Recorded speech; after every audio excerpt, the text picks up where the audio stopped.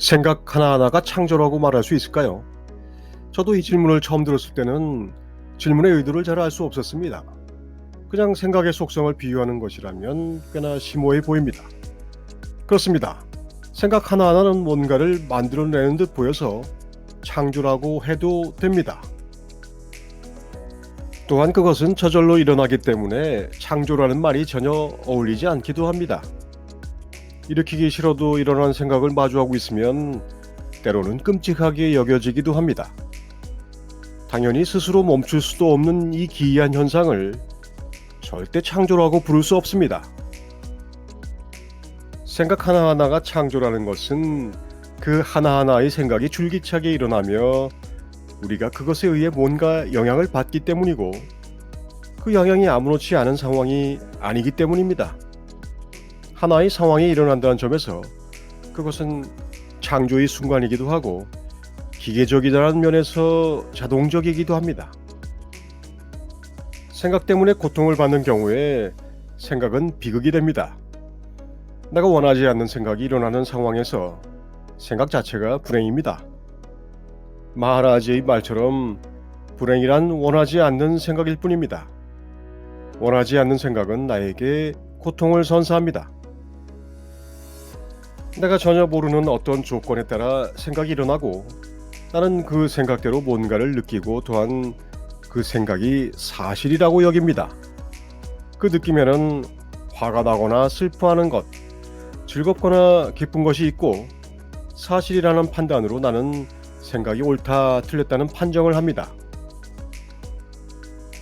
그리고 그 생각들에 따라 몸과 마음으로 행동을 하고 그 행동의 결과에 따라 괴로움을 받기도 합니다. 내가 좋다고 생각한 것을 해서 기분이 좋을 때도 있기는 합니다만, 괴로움을 없앨 수 없다는 점에서 즐거움은 그냥 상대적으로 잠시 동안 덜 괴로운 것일 뿐입니다. 생각을 통제할 수 있을까요?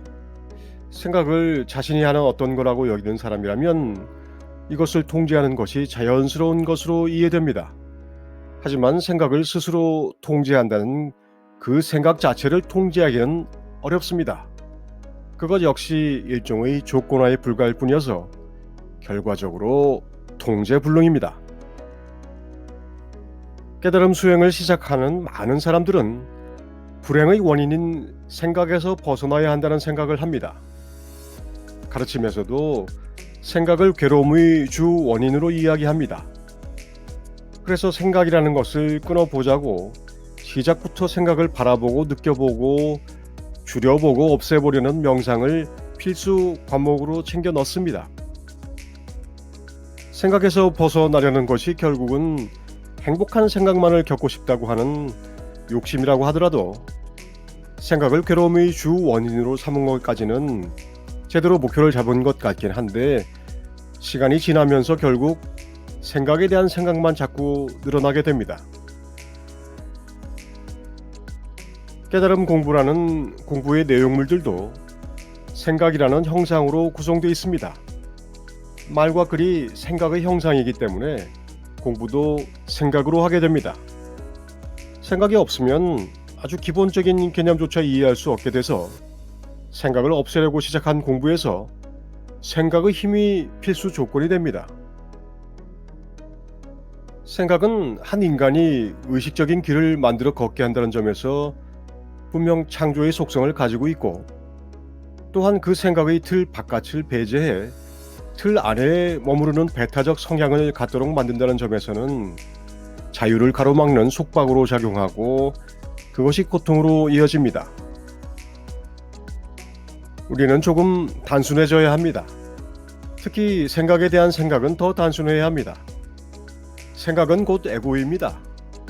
에고의 욕망, 쾌락, 의지, 비전이 반영된 것이 생각이며, 에고는 생각으로 자신을 드러냅니다.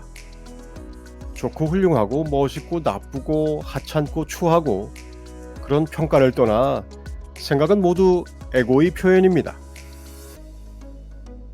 생각이 창조일 수 있는 것은 생각에 따라 세상을 보는 것이 곧바로 에고의 환상을 따라다니는 것이기 때문에 진실이 아닌 허위의 세상을 만들고 믿는 가짜 창조주 놀이이기 때문에 그렇습니다. 진실이 아닌 것은 사라지는데 사라질 것을 누린다고 착각하니 고통이 됩니다. 지금 이 순간에도 생각은 많은 것을 데려다 줍니다.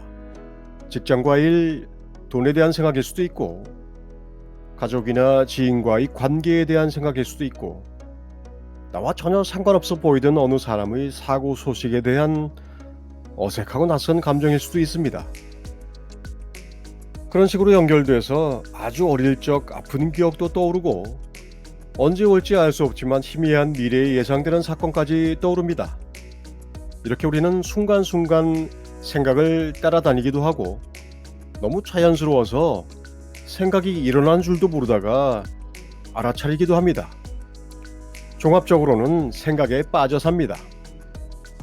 생각이 사실이냐 아니냐 하는 것을 따지는 것을 제쳐놓고 생각의 허위성을 눈치채면 우리의 일상은 조금 달라집니다. 하지만 그런 정도로 눈치를 채기 위해서는 생각에서 완전히 벗어나 봐야 합니다. 생각에서 완전히 벗어나 보는 일은 생각처럼 만만하지 않습니다.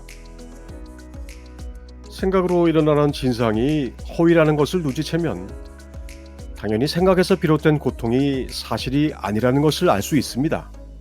하지만 일단 고통을 느끼는 상태에서는 생각의 허위성에 대해 전혀 의심할 수가 없습니다. 고통 자체가 물리적인 사실로 일어나고 있기 때문입니다. 대부분의 결정적인 사건은 고통이 고만고만한 상태가 아니라 격렬하고도 끔찍한 상황, 도저히 자신의 평소 인내심과 자제력이 감당할 수 없는 수준과 강도로 왔을 때 벌어집니다. 견디기 힘든 악몽에서 신음하다가 참을 수 없는 상태가 되면 잠에서 깨는 것과 같은 원리죠. 표면의식이 아닌 무의식의 어떤 영역을 고통이 건드리면 우리는 생각에 빠진 자신의 상태를 발견하는 실존적인 사건과 마주합니다.